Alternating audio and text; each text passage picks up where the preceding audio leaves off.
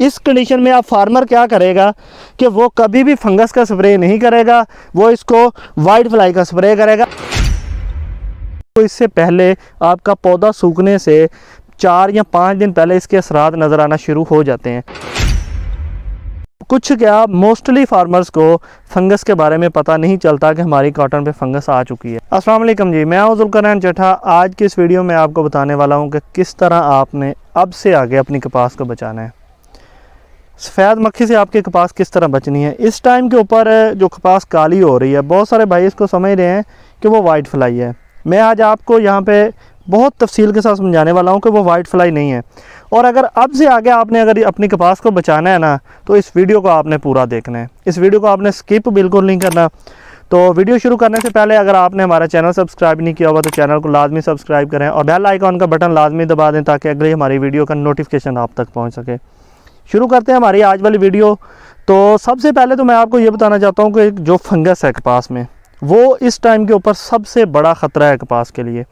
और कुछ क्या मोस्टली फार्मर्स को फंगस के बारे में पता नहीं चलता कि हमारी कॉटन पे फंगस आ चुकी है जब तक कि कोई पौधा नहीं सूख जाता। जबकि आपको इससे पहले आपका पौधा सूखने से 4 या 5 दिन पहले इसके असरात नज़र आना शुरू हो जाते हैं। अगर आप उन असरात को देखने के बाद इसके कोई ट्रीटमेंट जल्दी शुरू कर दें तो आप अपनी कपास को फंगस से बचा सकते हैं। और उसके बाद अगर आपकी कपास फंगस से बचेगी तो वाइट फ्लाई से भी बचेगी। अब मैं आपको ये पौधे दिखाता हूँ जी। ज़रा मेरे साथ सफ़ीद चट्टा साहब है, मैं उनको कहूँगा थोड़ा सा क्लोज़ लें। ये पौधा एक आप देख रहे हैं, इस पौधे में यहाँ पे आलमोस्ट कोई शेडिंग नहीं है। ये पौधा बहुत सेहतमंद चल रहा है, ठीक है। अब फंगस की अलामत क्या है, इस चीज़ को हमें समझना चाहिए। फंगस की जो सबसे पहली अलामत है ना, वो ये है कि आपकी कपास में बेमौसमी केरा शुरू हो जाता है, जैसे इस पौधे पर है।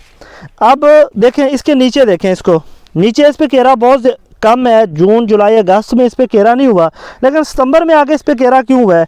मसला यह है कि इस पे कोई ना कोई मसला फंगस का बन चुका है। जैसे आप ये पौधा देख लें, इस कंडीशन में अगर आपको केरा नज़र आना शुरू हो जाए तो आप समझ जाएं कि कहीं ना कहीं पौधे को कोई मसला हो गया है, ठीक है। सबसे पहली अलामत ये है कि उसके ऊपर वाली ये फुल गुड्डियाँ उसकी सूख जाएंगी। उसके बाद क्या होगा कि आपकी कपास की ग्रीनरी जो है, लश ग्रीन क्यों नहीं नज़र आती। अब ये देखें, क्लोज लाइन जी, ये देखें, ये उससे भी ज़्यादा बेहतर पौधा मिल गया। ये देखें सूख रही है ना जी, ये देखें।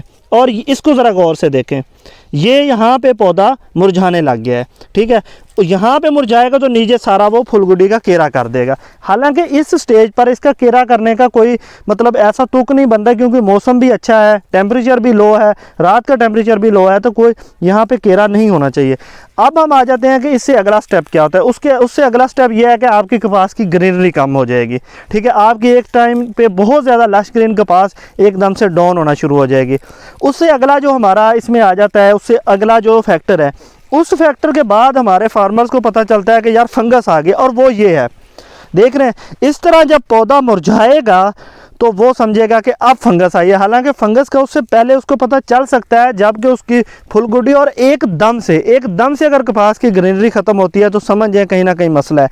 अब आप ये देखें, मैं अब आपको जो अहम बात समझाने वाला हूँ। अब इस पौधे के नीचे पत्ते देखें ब्लैक हो गए हैं सारे, और यहाँ पे वाइट फ्लाई इतनी ज़्यादा नहीं है कि ये पत्ते ब्लैक हो जाए। मसला ये है कि इस पौधे के अंदर और कोई मसला है, इसके नीचे से कुव्वत मुदाफ़ियत इस पौधे के अंदर कोई और मसला है। नीचे से इसकी जड़ें इसकी डिस्टर्ब हुई हैं, जिसकी वजह से इसने ऊपर भी गुड्डी सुखाई है और नीचे इसके पत्ते बहुत थोड़ी वाइट फ्लाई से काले होना शुरू हो गए। अब इसके साथ ये दूसरा पौधा खड़ा है, सेम वैरायटी है, देख लें आप, करैक्टर का भी कोई फ़र्क नहीं। अब ये पौधा बेहतरीन सेहतमंद है, ना तो इसने ऊपर कोई गुड्डी का केरा किया है, ना इसके ऊपर से ग्रीनरी कम हुई है। और मज़े की बात, अब आप आराम से कैमरा नीचे रहें तो आप यहाँ देखेंगे कि यहाँ पे इसके नीचे पत्ते भी काले नहीं हुए, देख रहे हैं आप। अब इसके साथ दूसरी तरफ ये पौधा खड़ा है, इसके पत्ते काले हो चुके हैं, इसके भी हो चुके हैं, और इन पर शेडिंग बहुत ज़्यादा हो चुकी है और ये ऊपर से रुक चुके हैं। तो किसान भाइयों, ये है फंगस की अलामत, और ऐसे फंगस आपकी कपास को डैमेज करती है। हम समझते हैं इस कंडीशन में आप फार्मर क्या करेगा कि वो कभी भी फंगस का स्प्रे नहीं करेगा, वो इसको वाइट फ्लाई का स्प्रे करेगा। आपकी कपास अगर इस पौधे ने 10 दिन निकालने हैं तो वाइट फ्लाई के सख्त तरीन स्प्रे से आपकी कपास 5 या 6 दिन में ही बिल्कुल एंड हो जानी है।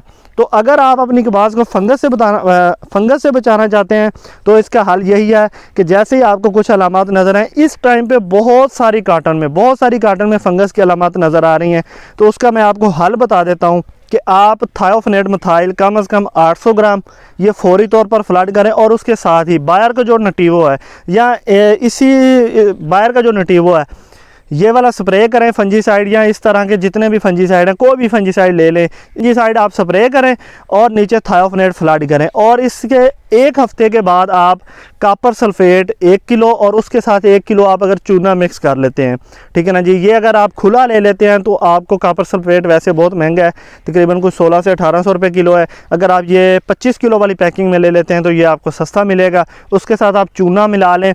और अब इन दोनों का मिक्सचर कैसे बनाना है इसकी अलग से वीडियो आएगी, और उसका लिंक जो है डिस्क्रिप्शन में दिया होगा, आप वहाँ से वो वीडियो देख सकते हैं कि चूने को और कॉपर सल्फेट को आपने किस तरह इकट्ठे करना है, और वो भी आप फ्लड कर दें तो बेहतरीन है। अगर आप ये चूने वाला काम नहीं कर सकते तो कॉपर ऑक्सीक्लोराइड 1 किलो 8 दिन के बाद आपने ये फ्लड कर देना है। तो इंशाल्लाह आपका ये मसला जो है ना, मैं ये तो नहीं कह सकता कि ये हल हो जाएगा, क्योंकि फंगस के मसले में आप ये नहीं कह सकते कि ये हल हो जाएगा। इस के मुताल्लिक़ मज़ीद इंतहाई मालूमाती वीडियोज़ के लिए ऊपर दिए गए नीले रंग के फॉलो के निशान पर ज़रूर क्लिक करें। ऐसे ना सिर्फ दुआ बल्कि दुआ की भी ज़रूरत है।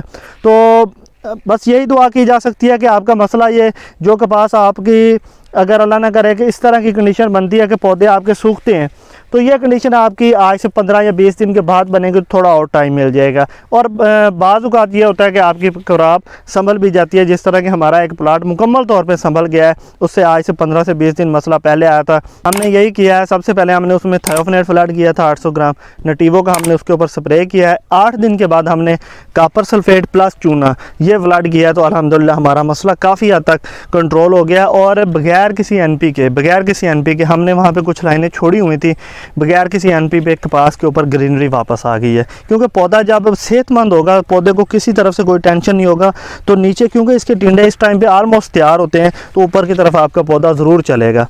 इसके साथ ही हमारी आज की ये वीडियो मुकम्मल होती है। उम्मीद है आपको हमारी ये वीडियो पसंद आएगी। वीडियो पसंद आई है तो वीडियो को यार शेयर लाजमी किया करें। यूट्यूब पर देख रहे हैं तो एक मरतबा फिर कहूँगा चैनल को ज़रूर सब्सक्राइब किया करें। इंशाल्लाह अगली वीडियो में फिर मिलेंगे। अल्लाह हाफ़िज़।